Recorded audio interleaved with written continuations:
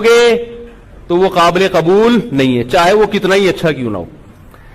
دیکھو ابھی جمعے کی نماز میں 2 رکعتیں پڑھاؤں گا انشاءاللہ. اگر میں 2 رکعت کے بجائے 3 رکعتیں پڑھا دوں، مان لو گے آپ لوگ؟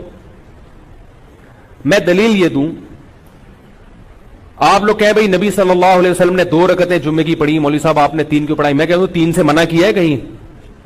ہے بھائی کہیں نبی نے تیسری رکعت سے منع کیا؟ اور میں کہوں بدعت کی 2 قسمیں، بدعت حسنہ، بدعت سیئہ، ایک بری بدعت اور ایک اچھی بدعت. یہ اچھی بدعت ہے اس لیے کہ 1 رکعت جب میں اضافہ کر رہا ہوں تو سورہ فاتحہ بھی زیادہ، اللہ کے سامنے جھکوں گا بھی، 3 دفعہ سبحان ربی العظیم کا اضافہ، پھر اللہ کے سامنے حالت وضو میں سجدہ، 2 سجدے. اس پہ تو آپ کو چاہیے مجھے پیسے دو مزید. بولو مولوی صاحب آپ کی جتنی تنخواہ تھی ہم نے اس میں اضافہ کر دیا کیونکہ آپ کام زیادہ کر رہے ہیں. اب ایسا ہونا چاہیے نا، کیونکہ یہ بدعت حسنہ ہو گئی نا. تو بھائی بدعت حسنہ سیئہ جو علماء نے لکھا ہے نا، وہ بدعت سے یہ اصطلاحی بدعت مراد نہیں ہے، لغوی بدعت مراد ہے کہ جس کی اصل نبی سے ملتی ہو، تفصیل نہ ملتی ہو.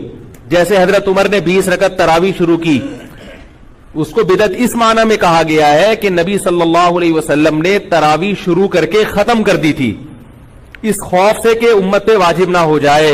حضرت عمر، اور پھر یہ صحابہ پھر بھی پڑھتے آ رہے تھے، لیکن حضرت عمر نے کیا کیا کہ باقاعدہ دوبارہ سے صحابہ کو ایک کام پہ جمع کر دیا، ایک امام پر. تو یہ لغوی اعتبار سے بدعت کہا گیا، اس لیے کہ جو کام وقتی طور پر کسی حکمت سے ختم ہو چکا تھا، اور ختم بھی بالکل لیا نہیں ہوا تھا. حضرت ابوبکر کے دور میں بھی تراویح ہوتی تھی، پڑھتے تھے صحابہ، لیکن ایک امام کے پیچھے نہیں ہوتی تھی. حضرت عمر نے ایک امام کے پیچھے جمع کی کیونکہ نبی نے جب اپنے دور میں تراویح پڑھی ہے تو ایک امام آپ صلی اللہ علیہ وسلم تھے، باقی صحابہ سارے ان کے مقتدی تھے. تو یہ اصطلاحی اعتبار سے بدعت نہیں ہے، عین سنت ہے، سنت کو زندہ کیا ہے. لغوی اعتبار سے ڈکشنری میں اس کو بدعت اس لیے کہتے ہیں کہ ایک نیا کام تھا جو ابو بکر کے دور میں اس ترتیب سے نہیں تھا.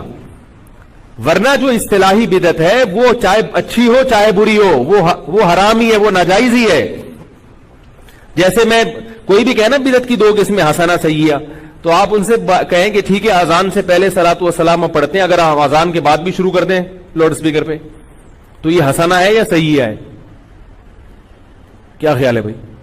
اور ہم جو لا الہ الا اللہ پڑھتے ہیں اذان کے آخر میں، کہتے ہیں نا اللہ اکبر، آخر میں لا الہ الا اللہ، اس کے بعد اگر ہم کہیں محمد الرسول اللہ، تو یہ بدعت حسنہ ہوگی سیئہ ہوگی؟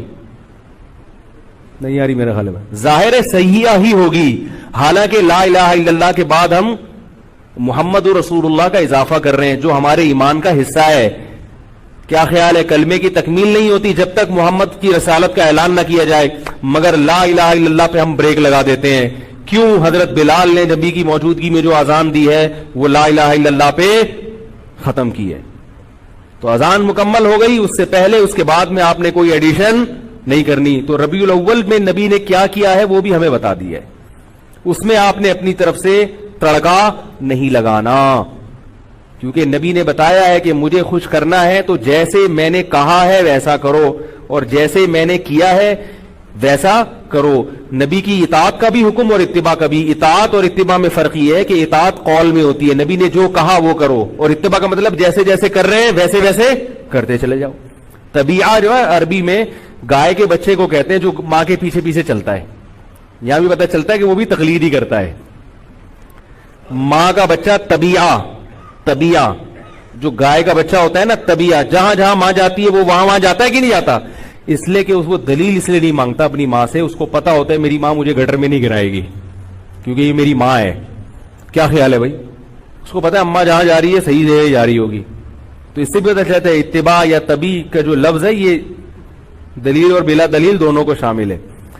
تو اللہ نے کیا حکم دیا کہ نبی کی اتباع کرو، یعنی جیسے جیسے نبی کرتے رہے ویسا ویسا کرنا شروع کر دو. تو نبی نے ربیع الاول میں جو کیا بھائی وہ کر لو. آپ کیا خیال؟ صحابہ کے دور میں تو یہ جلوس نہیں ہوئے اور اس طرح سے نہیں روڈ بلاک کیے گئے. نبی جب تہجد کی نماز پڑھتے تھے تو اس کا خیال کرتے تھے کسی کی آنکھ نہ کھلے. جب رات کو گھر میں آتے تو دروازہ اتنی آہستہ سے آواز دیتے، سلام کرتے کہ جو جاگ رہا ہے وہ سلام سن لے اور جو سو رہا ہے اس کی آواز سے آنکھ نہ کھلے. اتنا اہتمام کر رہے ہیں، اور ہم ربیع الاول ایسے مناتے ہیں روڈ بلاک.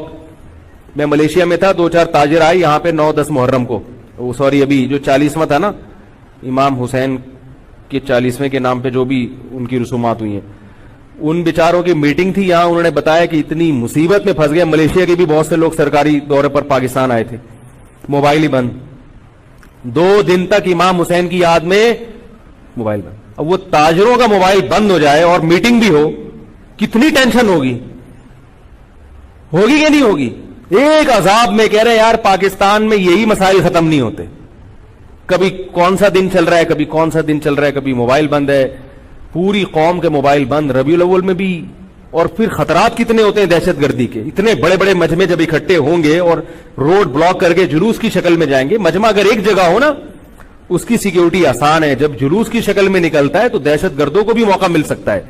ملک کے حالات کو دیکھا جائے اور شریعت کی تعلیمات کو دیکھا جائے تو کسی بھی طرح سے یہ چیزیں اسلام کے مزاج کے مطابق نہیں ہیں. ہاں آپ نے سیرت کے نام پہ جلسہ کرنا ہے وہ ضرور کریں. آپ جلسہ تو کبھی بھی کیا جا سکتا ہے، لوگوں کو اکٹھا کر کے نبی کی سیرت پہ بیان کیا جا سکتا ہے. مسجد میں بھی ہو سکتا ہے اور کہیں کسی کے گھر پہ بھی ہو سکتا ہے اور کوئی گراؤنڈ میں بھی ہو سکتا ہے، شادی ہال بھی بک کرا کے ہو سکتا ہے. رسول اللہ صلی اللہ علیہ وسلم کی سیرت کو بیان کرنے جیسے مسجد میں جائز ہے تو الگ سے کوئی جگہ ارینج کر کے وہ جلسہ کرنا بھی جائز ہے. ربیع الاول میں بھی جائز ہے، سفر میں بھی جائز ہے. اگر کوئی ربیع الاول میں کرتا ہے کہ بھئی اس مہینے میں کیونکہ نبی سے نسبت ہے تو بھی ٹھیک ہے، سفر میں بھی ہو سکتا ہے، ربیع الاول میں بھی ہو سکتا ہے، سب جگہ ہو سکتا ہے. کیا خیال ہے؟ باقی کام سے ایوائڈ کرنا چاہیے. تمام دوائیں بچوں کی پہنچ سے دور رکھنی چاہیے اور استعمال سے قبر بوتل کو اچھی طرح ہلا بھی لینا چاہیے. پھر بھی اگر آرام نہ آئے تو قریبی معالج سے رجوع کرنا چاہیے. کیا خیال ہے؟